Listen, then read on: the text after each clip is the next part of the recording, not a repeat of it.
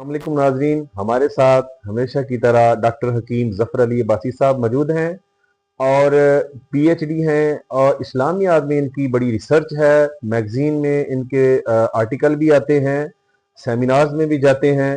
تو ان سے پوچھتے ہیں کہ اسلامی نقطہ نظر سے روزہ کی حکمت کیا ہے؟ جی ڈاکٹر صاحب۔ بہت شکریہ جناب محترم پروفیسر عطا مصطفیٰ صاحب، یہ آپ نے موسم کے مطابق اور مہینے کے مطابق بہت اچھا یہ سوال کیا ہے۔ دیکھیں، اللہ تبارک و تعالیٰ نے قرآن مجید کے اندر ارشاد فرمایا کہ یا ایھا الذین آمنوا کتب علیکم الصیام کما کتب علی الذین من قبلکم لعلکم تتقون، کہ اے ایمان والو، روزے تم پر فرض کیے گئے ہیں جس طرح کہ تم سے پہلی قوموں پر فرض کیے گئے تھے تاکہ تم پرہیزگار بن سکو۔ روزے کا بنیادی مقصد جو ہے وہ انسان کو پرہیزگار اور متقی بنانا ہے۔ اور یہ تقوی ہے کیا؟ تقوی یہ ہے کہ ہم اللہ کے احکام کو مانیں، جہاں ہمیں اللہ نے جس بات کا حکم دیا وہ کرے اور جس سے ہمیں روکا ہے اسے رک جائے۔ اور یہ جو سیام کا لفظ آیا نا، سیام بیسیکلی صوم کی جمع ہے۔ صوم کہتے ہیں رکنے کو۔ تو شرعی نقطہ نظر سے تو روزہ ہے کیا کہ صبح صادق سے لے کے غروب آفتاب تک کھانے پینے اور مباشرت سے رکنے کا نام روزہ ہے۔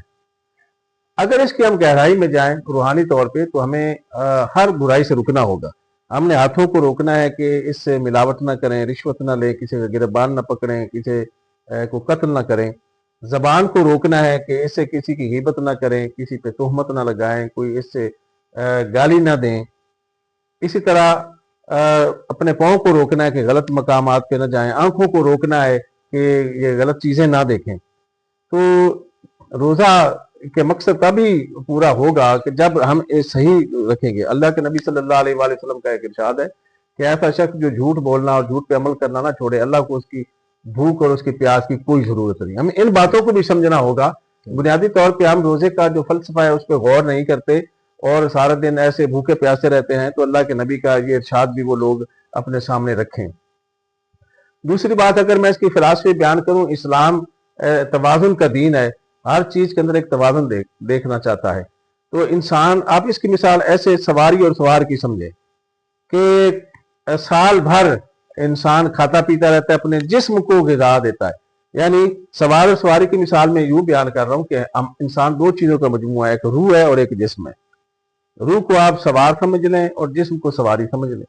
اگر آپ سواری کو غذا زیادہ دیں گے، وہ موٹی تعداد دیں گے، سوار کو نہیں دیں گے، تو سوار اپنی منزل پر نہیں پہنچ پائے گا، وہ تو راستے میں ہی اڑ جائے گا، ہڈیوں کا ڈھانچہ ہوگا۔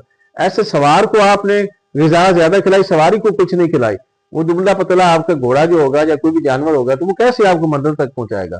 اللہ تعالیٰ نے اس روزے فرض کیے کہ ایک مہینہ کم از کم آپ کی روح کو بھی غذا ملے، آپ کی روح بھی طاقتور ہو جائے۔ اگر آپ 11 مہینے جسم کو غذا دیتے رہتے ہیں تو ایک مہینہ آپ روح کو بھی غذا دیں۔ تو رمضان شریف میں کیا ہوتا ہے؟ نمازوں کی کثرت ہوتی ہے، درود پاک کی کثرت ہوتی ہے، ہم کرتے ہیں